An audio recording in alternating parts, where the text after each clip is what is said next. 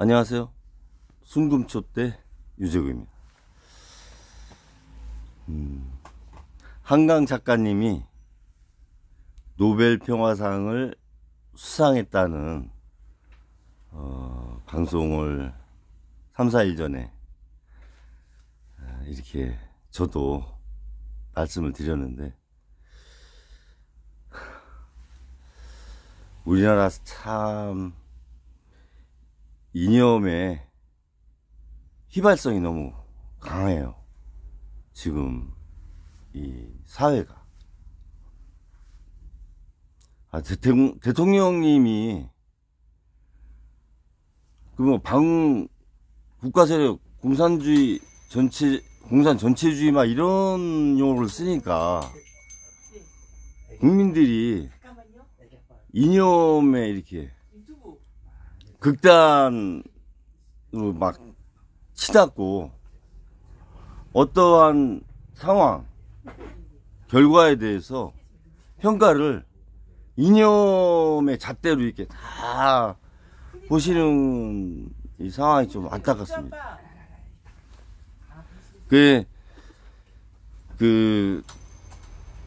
한강 작가님의 노벨 평화상을 각 레거시 미디어나 유튜브가 많잖아요. 우리나라 100만 구독자를 가진 유튜브가 한 800개 돼요. 그런 곳에서 이제 다 방송을 하지 않습니까? 거기에는 진영이 또 나눠지잖아요.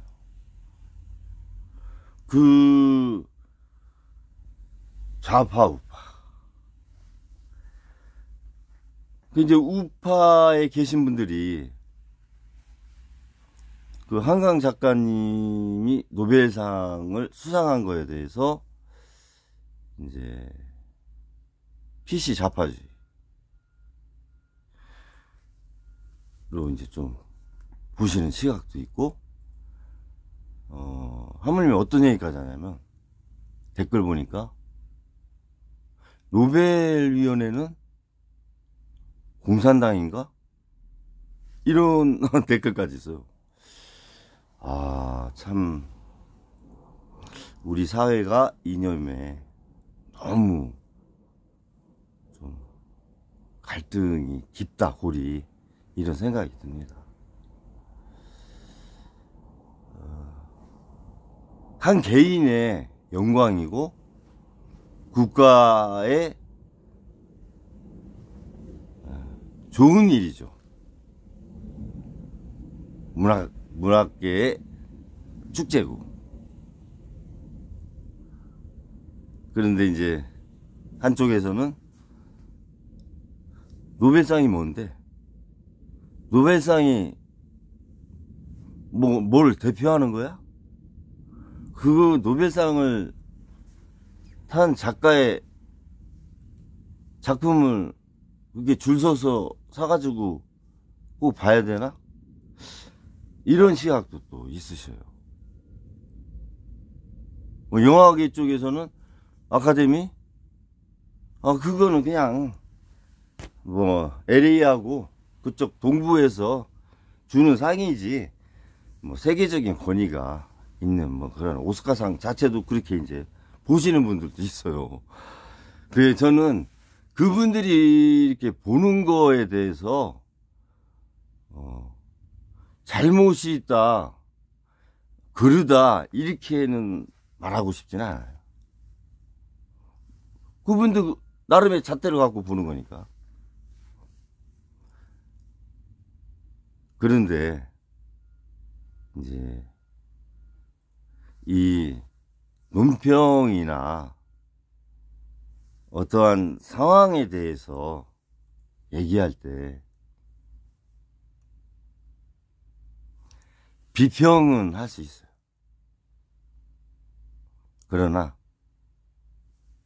비난하는 것은 조금 다시 한번 생각해 봐야 되는 거 아니냐,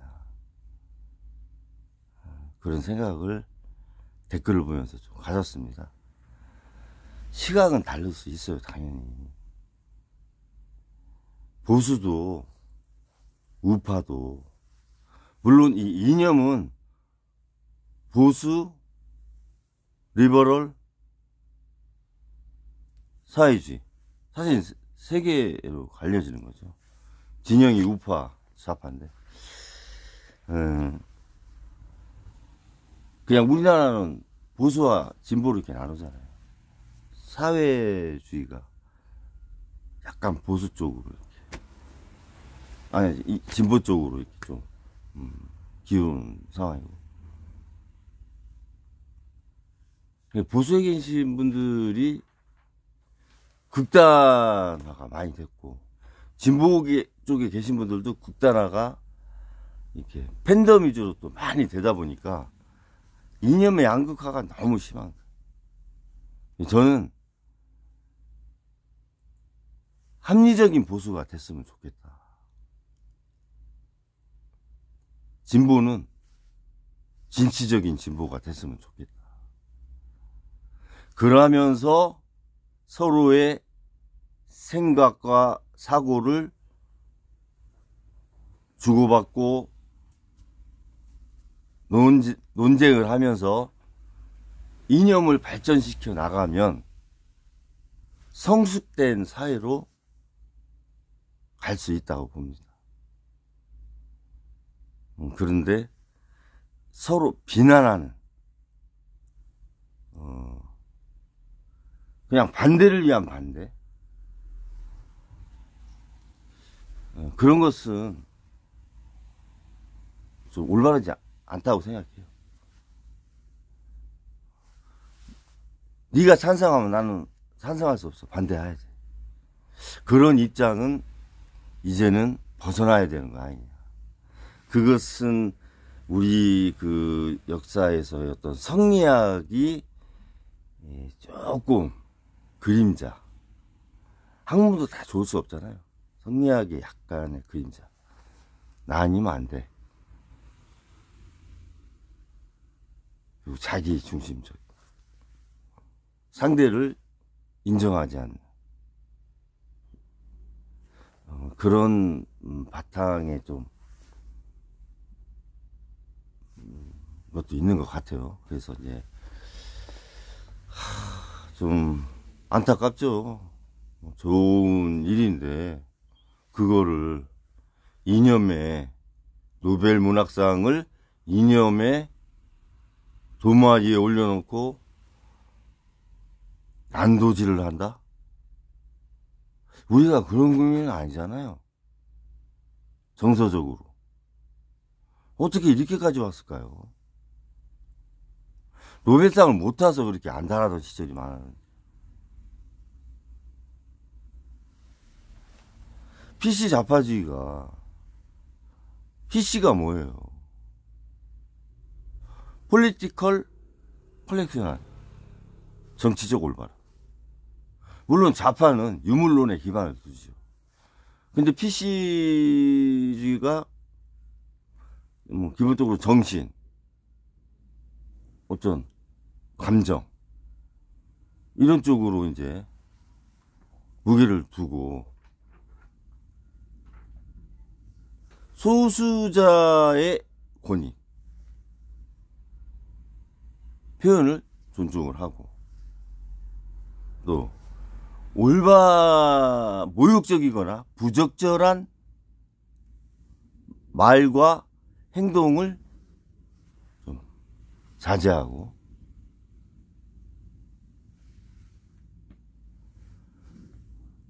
다수 속에서의 소수를 좀 존중하는 그런 것들을 정치적 올바름으로 이렇게 좀 보는 거 아니에요?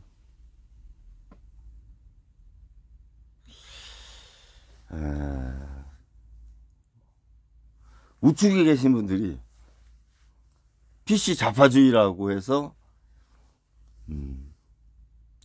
비판을 많이 하죠. 대표적인 게 트럼프 아니에요? 네, 트럼프는 또 약점이 인종을 또 갈라치는 부분도 있어가지고 백인 우월주의, 오히려 역공을 또 당하기도 하고 이렇게 참 세계도 그렇고 우리나라도 그렇고 왜 그러냐. 트럼프야 정권을 잡기 위해서 그러고 우리는 기득권을 잡기 위해서 그러는 걸까요? 성장으로 나타난 어떤 과실을 내가 다 갖기를 원해서 그럴까요? 그것 중에 하나가 있겠죠. 제가 누차 몇 번 말씀드렸지만 공동체, 그러니까 개인의 이런 하나하나가 모여서 집단이 돼서 집단이 공동체가 됐는데 공동체를 구성한 상황에서 다 나같을 수는 없어서 다툼과 갈등은 자연스러운 겁니다. 그것을 조정하고 해결하는 게 정치 아니에요. 법으로도 하고 인간의 기본적인 윤리와 도덕의 잣대로 그렇게 저희가 질서를 잡는 거 아닙니까? 근데 우리나라 지금 어때요? 이런 사회적 갈등과 다툼이 수치로 표현됐지 않습니까? 작년에 233조? 그런데 저는 사회적 갈등이라고 하면 이 소득과 자산의 이 양극화에서 나타나는 계층 갈등, 그게 굉장히 많을 줄 알았어요. 야, 그게 한 7, 80% 안 되겠어? 이런 생각을 했는데 이념으로 나타난 갈등 비용이 233조 중에 160조 70%를 차지하는 거예요. 우리 노동 갈등도 많죠. 삼성이 어려운 부분도 하나가 있던 노조를 인정을 했잖아요. 한 2, 3년 전부터. 그 부분도 지금의 삼성이 겪는 어려움의 하나의 변수로서 자기 안 한다고 볼 수도 없는 거예요. 극복을 해야지. 이거 슬기롭게 삼성이. 노동으로 인한 사회적 비용이 한 11%대. 계층 갈등이 7%대. 지역 갈등은 3%대. 이 지역 갈등이라고 하는 게 영남, 호남 뭐 그런 것도 있지만 제가 볼 때는 이제는 어떤 갈등이 생기냐면 수도권과 지방,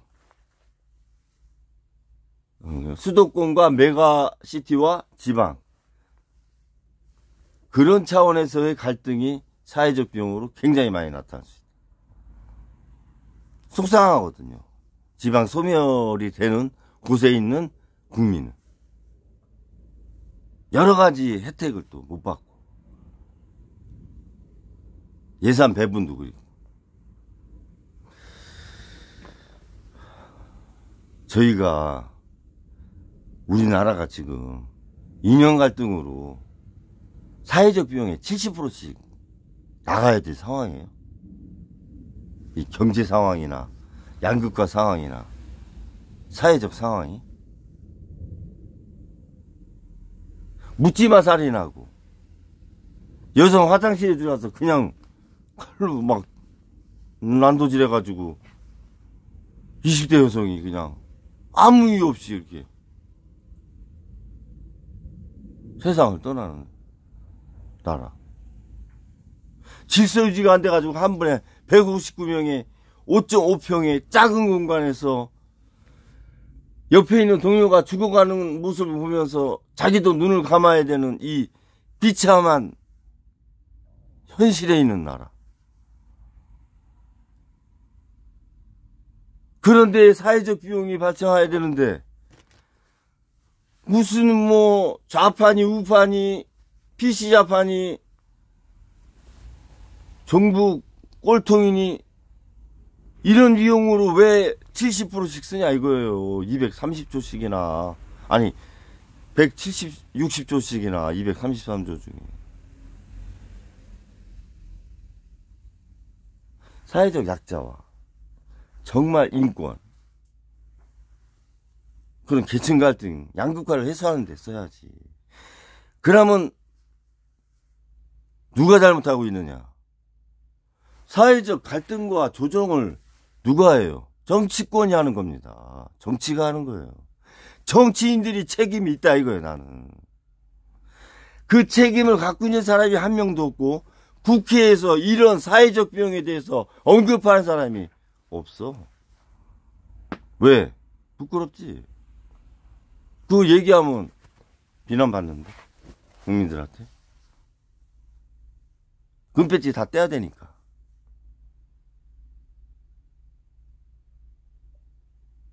솔직하지 못하다, 정치인들이. 아무리 지도자, 대통령이 이념을 갖고 자기의 권력을 유지하려고 발버둥을 쳐도 국민이 선출한 300명은 거기에 휘둘리면 안 된다는 거예요, 저는. 그 사람을 똑바로 세워가지고 이념 갖고 장난치지 못하게 해야 될 거 아니에요. 그걸 왜 못해? 192석 갖고. 200석이 안 됐다고 그건 핑계야. 밖으로 나와, 그럼 장애로. 시민사회나 제 아이탄 맡기지 말라니까, 아스팔트를. 본인들이 나오세요. 그 당내에서 최고위원회에서 마이크 잡고 돌아가면서 얘기한다고 해서 근본적으로 해결이 안 된다고 내가 몇 번 말씀드리잖아. 나와, 아스팔트로. 국민들이 봉기할 때까지 기다리지 말라니까. 김인석 최고 테러와 개헌만 안 하면 크게 문제 없이 그냥 정권이 갈 것 같다. 그게 할 소리입니까? 그럼 국민이 자발적으로 박근혜 정부 때처럼 일어나야 이제 그때 나가겠다? 그건 아니지. 국민한테 악역을 맡기려고 하면 안 된다니까. 왜 악역을 안 하려고 그래? 다음 선거에 또 되려고?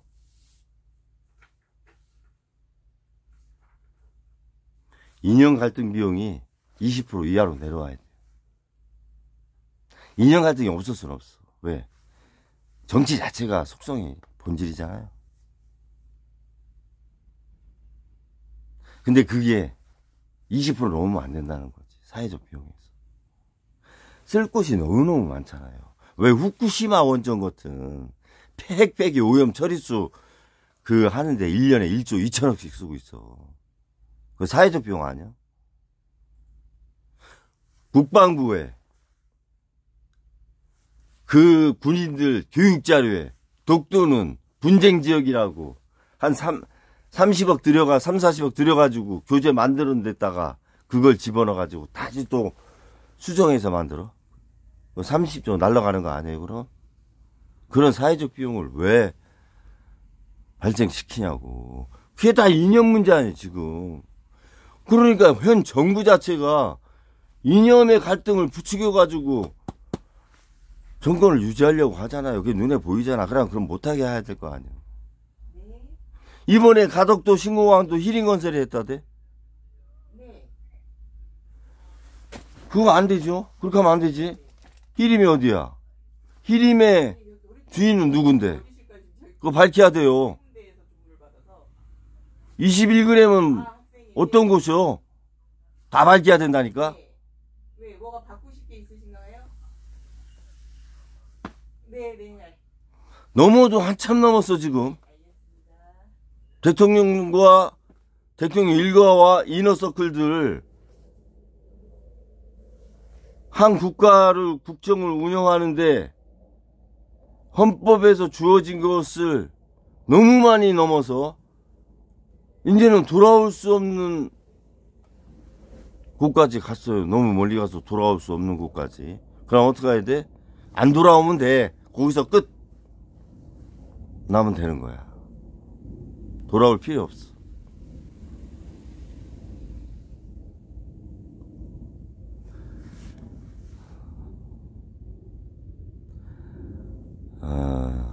한강 작가님이 5.18과 4.3 사건 관련돼서 책을 써서 설사 그게 호평을 받아서 노벨위원회에서 그것을 100% 자료로 한 건 아니지만 그동안에 그분의 모든 책과 일생을 다 이렇게 평가했을 거 아니에요. 일부가 그런 어떤 사건, 국가적인 아픔, 역사의 아픔을 갖고 시각을 약간 좌측 성향으로 해서 했다고 해서 노벨위원회가 공산당이냐, PC주의, PC 좌파주의 노벨상을 받은 거에 대한 막 규정져 가지고 이렇게 비평이 아닌 비난은 우리 공동체답지 않다. 우리 국민답지 않다. 우리의 지성답지 않다. 저는 그런 말씀 올립니다. 축하해 주세요. 축하받을 일이야, 내가 봐도. 그래야 후배들도 따라갈 거 아니에요. 그렇다고 후배들이 뭐 PC 좌파주의로 따라가질 않을 거 아니에요. 각자의 정체성이 있는 거 아닙니까? 그 시대를 표현하는 건 그 창작하는 사람으로서의 의무야. 아니, 지성인이 침묵하는 지성인은 제가 볼 때 자유인이 아닌데,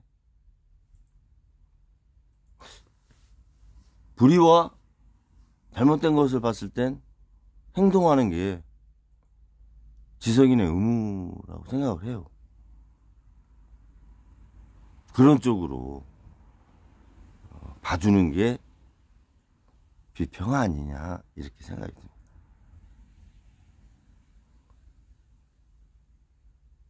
제가 양다리 걸치는 게 아니에요.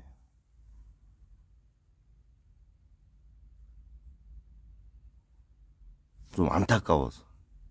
너무 갈라지고 사회적 갈등 비용이 70%를 차지하는, 이념이 70%를 차지하는 이 사회가 안타까워서 이렇게 가서는 안 된다라고 하는 마음이 국민의 한 사람으로.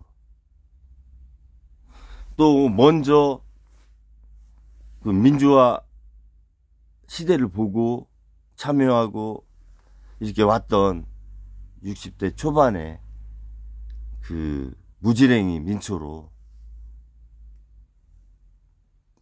국가가 걱정돼서 이런 말씀 드리고 잠깐 시간 내서 방송을 하는 겁니다. 뭐 제가 말씀드린 거가 불편하시고 잘못된 게 있으면 비평하실 수 있어요. 그렇게 하시는 게 또 맞는 거고. 그렇게 가자. 합리적 보수, 진취적 진보, 서로 건전한 논쟁을 통해서 우리의 집단 지성을 발전시키는 우리가 되자. 이런 말씀 올리면서 방송을 마치겠습니다. 감사합니다.